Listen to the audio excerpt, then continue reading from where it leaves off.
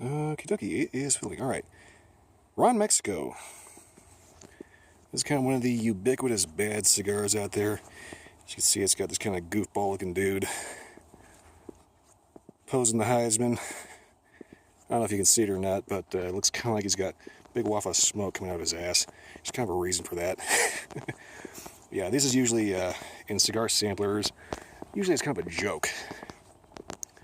Everybody usually refers to it as one of the worst of the worst. And it's not that bad. I mean, I've had some seriously bad cigars that were just tasted disgusting. But I've had one of these before, and it wasn't anything to write home about, but it wasn't as bad as everybody says it is. That said, one of the things I did not notice the first time is the taste of the wrapper itself as kind of a petrol taste to it. I didn't notice that before because I just wasn't paying attention. But yeah, it seems to have, looks like a double cap. The overall appearance looks like it's a couple minor stretching issues here. Really, really firm right here in the middle. This one's a little bit, whoops, okay, that's starting to crack. I must have humidity issues in my humidor. But yeah, so far it seems to be relatively firmly packed throughout, so hopefully so far so good, or so bad, as it were. I'm in the middle of actively walking because this is basically the cheapest review on YouTube with one of the cheapest cigars that most people kind of just write off as a joke. I'm going to go ahead and take a pause on the video here and cut this up and get it toasted, and I'll get back to you then. Okay, so cut up, toasted, around the foot, kind of peppery.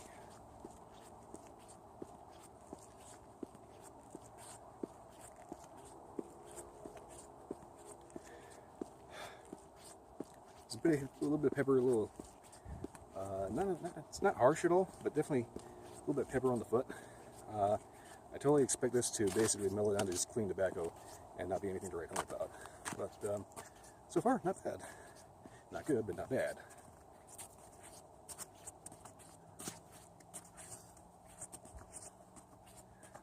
Yeah, it's already starting to mellow out a little bit.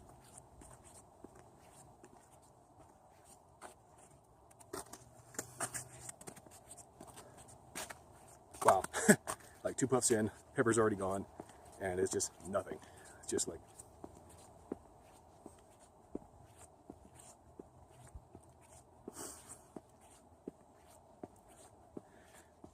very, very, very subtle spice, like peppery spicy, but barely noticeable. Light clean tobacco. And I want to see if there's something industrial in there. Now, the first one I had of these, I tried retrohaling. That was a bad idea, because there was something seriously, I want to say, transmission fluid in the retrohale. So I'm going to try that here. No guarantees it's going to work, but you know.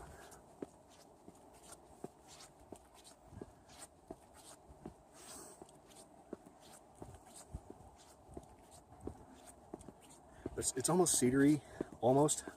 Still a little on the industrial side. Anyway, go ahead and keep rocking and rolling on this, and get back to you about the halfway point. Alright, so I said I was going to go about the halfway point. It's a little bit forward then. It's about the first third. The ash just fell off about here, where I got that nice little crack in the wrapper. So far, it's actually been a pretty good burn. It's been relatively straight. I haven't had to touch it up or anything. I'm thinking I may have to after I get past this crack in the band here, or wrapper, I should say. Overall, though, flavor has been absolutely no change whatsoever. It's completely one-dimensional. Not that that's necessarily a bad thing. I mean, it's not like really bitter or anything. It's just like a really subtle pepper note to it, with a predominantly just clean tobacco flavor. On the finish, though, there's something kind of almost kind of gasoline-ish. I just did another retrohale a little bit ago, and whew, boy, do not do that. Do not do that. Oh my God. You may as well just go ahead and stick your face in a bucket of kerosene. As long as you don't right through hell around Mexico, you're fine. Overall, it's been a good burner, so it's actually decently constructed. At first, I thought it was just kind of, haphazardly thrown together by, a rolling team that kind of didn't give a shit. And that still kind of holds true, but they still gave enough of a crap about it to make sure that it actually functioned well as a cigar. Even if the actual flavor of it is, meh. It's not good, but it's not bad either. Funny thing though, I was looking online, and apparently Ron Mexico was actually an alias for Michael Vicks. Apparently the guy that ended up getting busted for dog fighting. So I figure that's the reason why Ronnie here is posing the Heisman. So it kind of lets me know that whoever came up with this probably had kind of a weird sense of humor. Oh, I knew kind of what I was going to get myself into on this one, so I got a little pearly in my pocket. Because I just went straight down my throat. I kind of had a little bit of an inkling that this was going to be a little bit of a funky affair. Overall, though, it's actually not bad. It's not as bad as a lot of people malign it to be. I mean, there are some people out there that are kind of the cigar snobs that will, well, basically, if it's not Cuban, Cohiba, Gold Band, then everything's shit to them. That kind of mentality.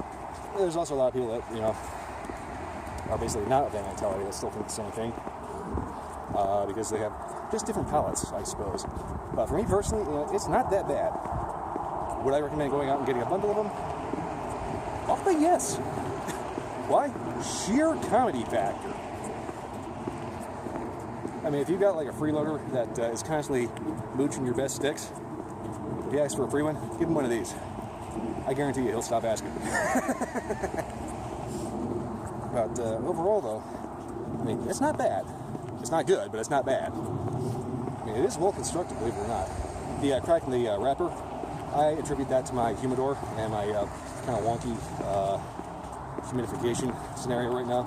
I've actually got everything just kind of stuck in 3 desktop humidors because my cooler, when I moved in 2012, kind of went kapoof. I don't know what happened to it.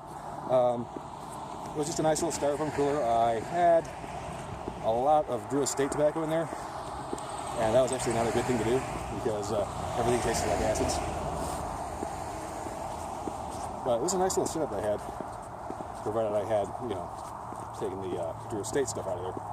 But other than that, my humidification is not quite ideal. I don't have any way of monitoring anything, so any cracks in the band or wrapper are basically strictly my fault. It is actually decently well constructed. By the way, this is a 50 ring gauge Churchill 7-inch. It's getting a little loud out here, so I'm going to be back about towards the band. Alright. Get a little closer to the band here. Not quite at the band, but so far I don't expect much to change from here. I'm also having to just figure out where I'm looking by just looking straight into the camera lens. So if you end up seeing either the cigar or my crotch, well, that's because I'm not actually looking at what exactly it is that I'm filming. Anyway, yeah, no change. I thought for sure I would have had a burn problem, excuse me. Every so often a frog likes to jump down my throat and say, "You're not talking anymore." Anyway, yeah, so far, it's been awesome burn, okay flavor, It hasn't really been anything to write home about, but, it's a good everyday kind of throwaway cigar, Most people with a cigar that has this little flavor probably would have thrown it out just from sheer boredom. Me personally, it's just a nice little smoker for taking a walk, mowing the lawn, working on the garage, working in your garage or something like that.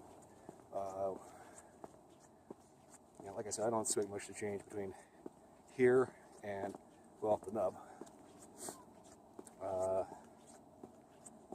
If anything, I'm noticing maybe a real subtle sweet kind of note going, but otherwise, there's pretty much been no transitions. Not really much flavor at all, really. For one of the more ubiquitous bad cigars out there, it's really not that bad. Is it worth your time? Probably not. It's worth it if you're going to make a joke, like get like some Gurkhas and a couple of Rocky Patels, make that a bundle, and just throw these in for beer and Skittles and give them to your friend or something. other than that, but you know, I can't really think of any real reason other than that to just go out and buy these by the boatload unless you like cheapos. And there's actually better cheapos out there. So far, though, you know,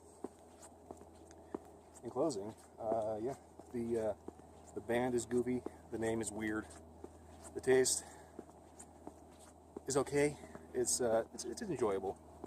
You know, it's not gonna knock your socks off by any stretch. So, would I get this to go for purchase? Depends on how much of a sense of humor you have. If you can find them cheap, I probably still wouldn't recommend them. I mean, they're okay, but overall, you can do a lot better than these. But for the record, they're not as bad as everybody likes to make them out to be. They're okay. And fellas, you can make a nice little joke about how it looks like Ron's got a big old he's got a big old poo cloud coming out of his keister. Some people will get the joke in that for the taste. Some people will probably just see it as a big exhale. Anyway, overall, not bad, not good. If it's filler sampler, it's smokable. I will say this though, don't waste your money on these because they are definitely not a top tier cigar. They're not the bottom of the bin, but they're close. But they're not. Basically, they're just not as bad. I'm actually very impressed with the fact that there's been minimal veins and no burn problems whatsoever. So that part impressed me. It is well constructed. I can't think of anything else, anywhere else to take this other than, you know, there's just so much left to it. I'm going to keep smoking this down further, but I really don't expect anything to change. If it does, I'll let you know in like a comment or something, just tacked underneath. But overall, this has been the Ron Mexico 7-inch Churchill 50 ring gauge. Believe it or not the bottom of the barrel. Alright, I'll see you next time. Oh, one thing, the reason why I've not been doing these a little bit more often is because today has been the first day that it has not been ass-breakingly cold. It's like 40-something degrees. So I got my gloves on because my hands get cold. I got my hat on to keep the sun on my eyes. My jacket is probably a little overkill. But yeah, I'll try to get these out a little bit more often while I still have them in a sampler. This actually came to me in the Cigars International Po' Boy 2 sampler. It actually had a couple of Victor Sinclairs in there, which are actually not bad, and a couple other one-offs that are another of the El Chivo Bad Cigar Club. Anyway, Ron Mexico. See you next time.